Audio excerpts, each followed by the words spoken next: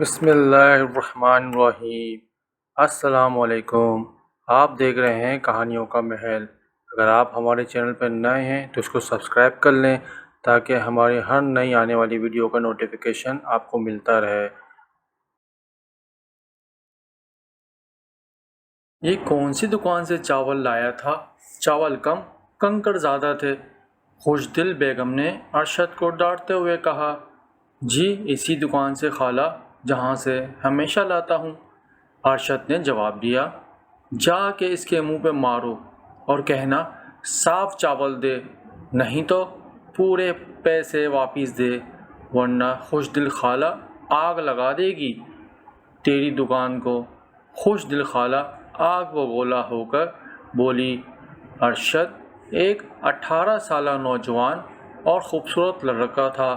سانولا رنگت ہونے کے باوجود وہ کافی جاذبی نظر تھا۔ ماں کے جلدی گزر جانے پر اس کے والد نے رشتہ داروں کے کہنے پر خوش دل سے دوسری شادی کر لی۔ خوش دل سے اس کی کوئی اولاد نہ تھی۔ کچھ عرصے بعد وہ بھی چل بسے۔ ارشد کو خوش دل سے شروع سے ہی اپنے روپ میں رکھا تھا اور ارشد کو تاکید کی تھی کہ اسے ماں نہ بلائے، اسی لیے ارشد اسے خالہ بلاتا تھا۔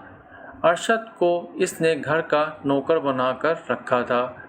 ارشد کا ذریعہ معاش روز کی دہاڑی تھی۔ اسے جو بھی کام ملتا تھا وہ کر لیتا تھا۔ خوش دل بس نام کی ہی خوش دل تھی، انتہائی گنوار، بے وقوف اور جاہل قسم کی عورت تھی۔ نہ جانے کیا دیکھ کر ارشد کے ابا نے اس سے شادی کی تھی۔ ارشد چاول واپس کر کے راشن کی دکان پر پہنچا۔ دکاندار اچھا آدمی تھا، اسی لیے چاول واپس لے لیے۔ اس دوران ارشد کی نظر دکان میں موجود لڑکی پر پڑی۔ یہ بہت خوبصورت تھی۔ اس لڑکی نے ایک جھلک ارشد کو دیکھا اور مسکرائی اور دکان سے جانے لگی۔ نہ جانے کیوں مقناطیسی انداز میں ارشد اس لڑکی کے پیچھے ہو لیا۔ بہت دیر پیچھا کرنے کے بعد نہ جانے وہ لڑکی کہاں چلی گئی۔ ارشد مایوس ہو کر گھر واپس آ گیا۔ پورا دن وہ اسی لڑکی کے بارے میں سوچتا رہا۔ اگلے دن اتفاق سے وہ پھر بازار گیا۔ خوش قسمتی سے اسے وہ لڑکی دوبارہ دکھائی دی۔ اس بار وہ اس کے پاس گیا، سلام کیا، مگر لڑکی پھر مسکرائی اور پھر کچھ کہے بنا جانے لگی۔ سنو تو، ارشد نے پیچھے سے آواز دی۔ وہ لڑکی تیز قدم بڑھاتی ہوئی ایک گلی میں جا پہنچی۔ ارشد جہاں نے اسے دھر لیا۔ میں کب سے تمہارا پیچھا کر رہا ہوں پر تم ہو کے رک کے نہیں دے رہی۔ ارشد نے کہا، کیا بات ہے، میرا پیچھا کیوں کر رہے ہو؟ لڑکی نے کہا۔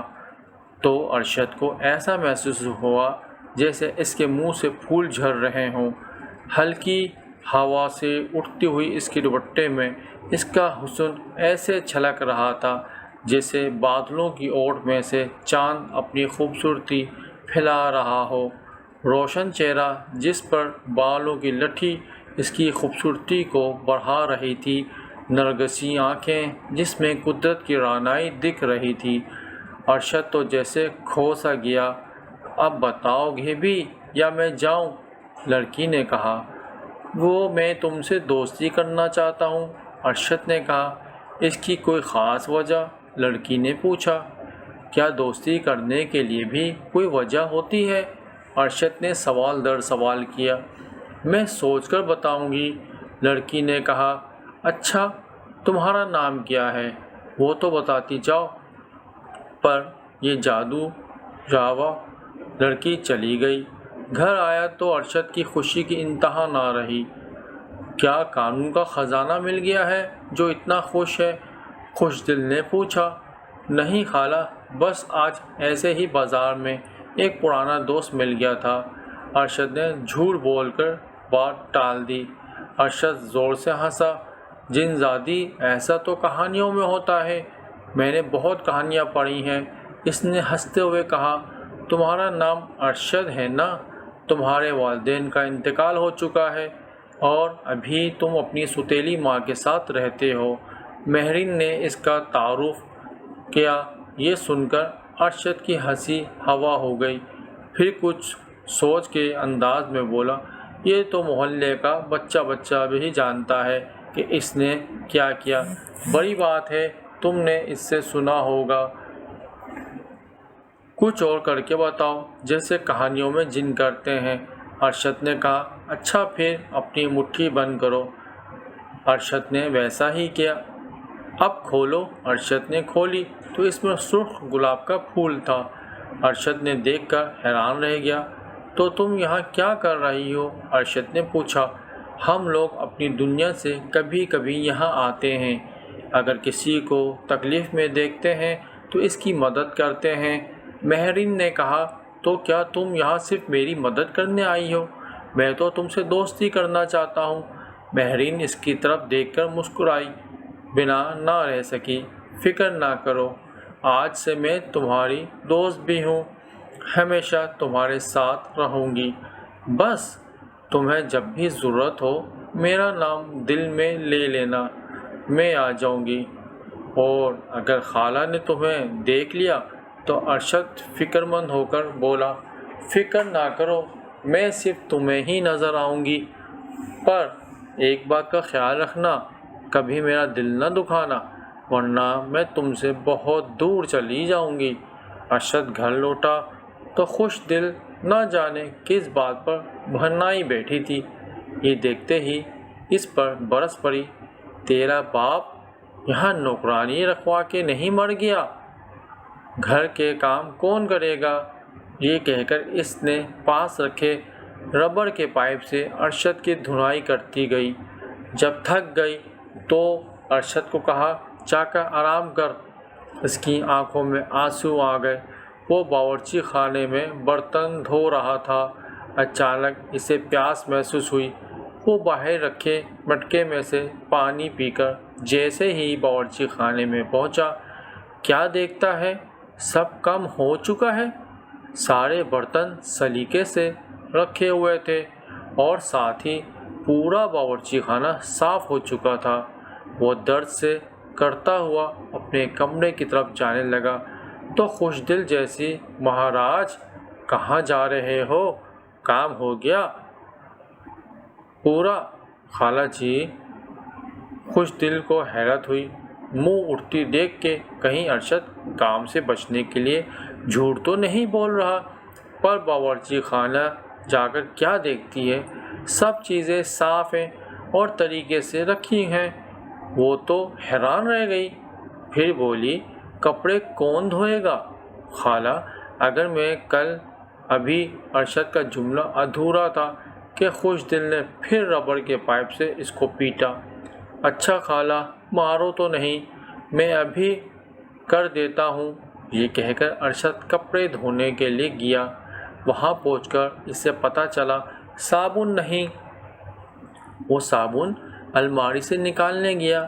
جیسے ہی واپس آیا تو دیکھا کہ سب کپڑے دھلے ہوئے ہیں۔ وہ حیرت میں تھا کہ یہ سب کیسے ہوا۔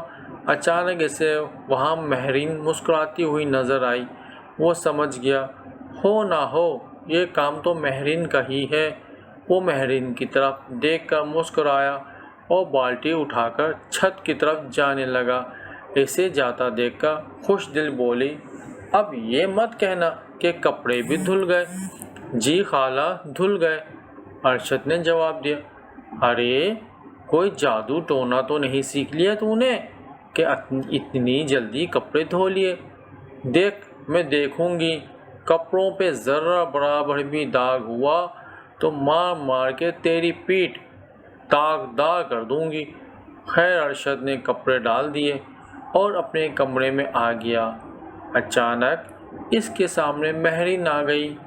اس نے ارشد کو گھٹتے ہوئے دیکھا تو دور سے اس کی پیٹھ کی طرف اشارہ کیا اور ارشد کے زخم جیسے ٹھیک ہو گئے۔ اس کی آنکھوں میں آنسو آ گئے۔ تم فکر مت کرو، خدا سب بہتر کرے گا۔ اس رات ارشد کو بہت سکون کی نیند آئی۔ اگلی صبح خوش دل چیختی ہوئی اٹھی۔ اس کے دونوں ہاتھوں میں لال پھوڑے بن چکے تھے جس کو ہاتھ لگانے سے جلن ہوتی تھی۔ ارشد دوڑتا ہوا اس کے پاس گیا اور پوچھا، خالہ یہ سب کیسے ہوا؟ ارے مجھے کیا پتا، صبح اٹھی تو یہ وبال ہاتھوں پہ دیکھا، خالہ تقریباً روتے ہوئے بولی۔ ارشد اسے لے کے حکیم کے پاس گیا۔ انہوں نے دوا دی مگر استعمال سے بھی کوئی فرق نہ پڑا۔ خالہ بہت پریشان ہو چکی تھی۔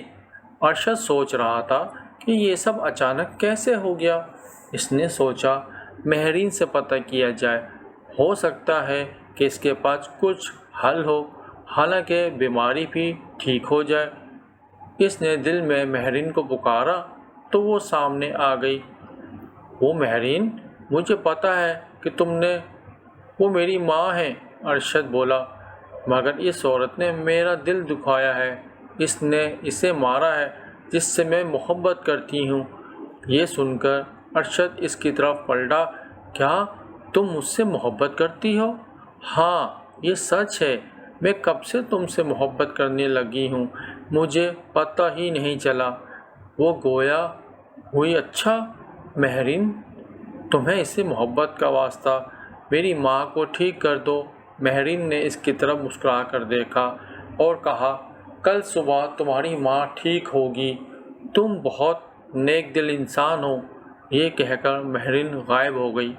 اگلی صبح جب خوش دل اٹھی تو اس کے ہاتھوں کے زخم ایسے صاف ہو گئے جیسے کبھی ہوئے ہی نہ ہوں۔ اتنے میں پڑوسن خوش دل کی خیریت معلوم کرنے آئی۔ اصل میں وہ خوش دل کی بیوقوفی کا کسی طرح فائدہ اٹھانا چاہتی تھی۔ کیسی طبیعت ہے بہن؟ پڑوسن بولی۔ ابھی تو بالکل ٹھیک ہوں، خوش دل نے جواب دیا۔ ارے بہن، کلثوم بتا رہی تھی کہ کل تو پورا ہاتھ زخمی تھا، پڑوسن نے پوچھا۔ پتہ نہیں، خود ہی ٹھیک ہو گیا، خالہ نے جواب دیا۔ اس سے اچھا موقع اب پڑوسن کے پاس نہیں ہو سکتا تھا۔ وہ بولی، بہن خود بخود تو کچھ نہیں ہوتا، ضرور اس گھر میں کسی جن یا چڑیل کا سایہ ہے جو یہ سب کر رہا ہے۔ خوش دل نے فوراً سوچا، ہاں شاید ایسا ہی ہو، کیونکہ اس دن ارشد نے کام کا بھی وقت پہلے پورا کر لیا تھا۔ وہ بولی، بہن ایسا ہو تو میں کیا کروں؟ اچھا، میں ایک پیر بابا کو جانتی ہوں جو جن وغیرہ بھگاتے ہیں، تم کہو تو میں کل انہیں لے آؤں، پڑوسن نے رائے دی۔ خوش دل جاہل تو تھی ہی، اس نے فوراً حامی بھر لی۔ اگلی روز پڑوسن ایک جعلی پیر کو لے کر آ گئی۔ مہرین نے ارشد کو کہا، اب تماشا دیکھنا۔ پیر بابا نے ایسے ہی گھر کا جائزہ لیا اور ایک جگہ بیٹھ گیا، اپنا سامان تھیلے سے نکالا اور جھوٹ موٹ کچھ پڑھنے لگا۔ پھر بولا، اب وہ جن یا چڑیل خود ہی سامنے آ جائے گی۔ خالہ اور پڑوسن بابا کے پاس ہی بیٹھے تھے۔ اتنے میں مہرین نے تیز نظروں سے خالہ کو دیکھا۔ وہ زور سے بولی، بول پیر، تو نے کیوں یاد کیا ہے؟ اور اس کی طرف دیکھ کے بولی، آج تیرا آخری دن ہے، تو مجھے اس گھر سے نہیں نکال سکتا۔ یہ سب سن کر جعلی پیر تو وہاں سے بھاگ گیا، ساتھ ہی وہ پڑوسن بھی جلدی۔ یہ دیکھ کر مہرین ارشد بہت سے اگلے روز ارشد گھر کے کام نپٹا رہا تھا کہ اپنے روزگار کی تلاش میں نکلا۔ ایک جگہ اسے گھڑا کھودنے کا کام ملا۔ غم کے دوران اس کا اوزار کسی سخت چیز سے ٹکرا گیا۔ اس نے ہاتھ سے مٹی ہٹائی تو ایک چھوٹا سا کانچا تھا جس میں کچھ چمک رہا تھا۔ ارے یہ کیا ہے؟ اس نے وہ باہر سے نکالا۔ جیسے ہی وہ باہر نکالا، اس کی حیرت کی انتہا نہ رہی۔ یہ سونے کا کانچا تھا جو پورا قیمتی جوہرات سے بھرا ہوا تھا۔ وہ کافی گھبرا گیا، کوئی دیکھ نہ لے، اس ڈر سے اس نے کانسے کو پاس رکھے ڈبے کے نیچے چھپا دیا۔ جلدی جلدی کام ختم کر کے اس نے اپنے پاس نظر دوڑائی۔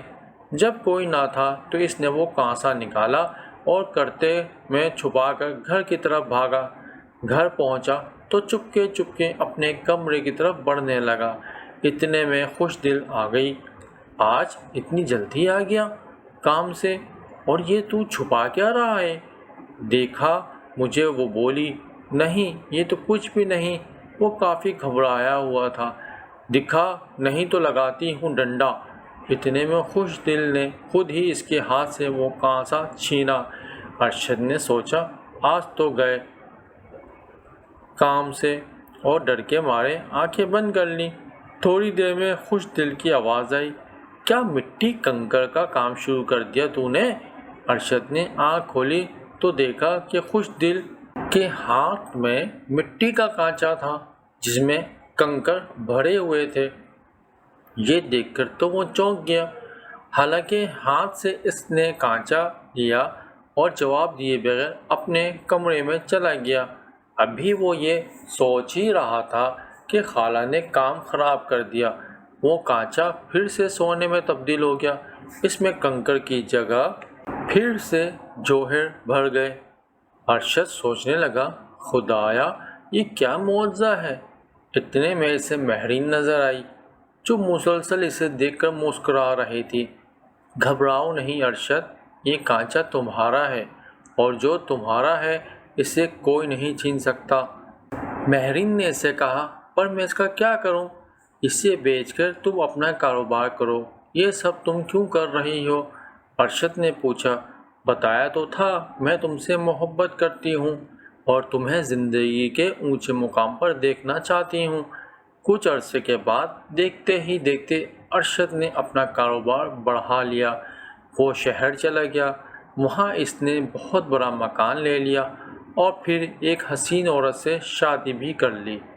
آج وہ ایک پرسکون زندگی گزار رہا ہے، مگر وہ چنزادی اسے پھر کبھی نظر نہیں آئی۔ ہاں، کبھی کبھی بیوی کی مسکراہٹ میں اسے یہی لگتا ہے کہ مہرین مسکرا رہی ہے۔ خدا جانے یہ کیا معجزہ ہے۔ آپ کو ہماری یہ کہانی اگر پسند آئی ہو تو ہماری چینل کو لائک، سبسکرائب اور کمنٹ کرنا نہ بھولیے گا تاکہ ہماری ہر ویڈیو کا نوٹیفیکیشن آپ کو ملتا رہے۔ ہمارے چینل کے ساتھ جڑے رہیے۔ اللہ حافظ۔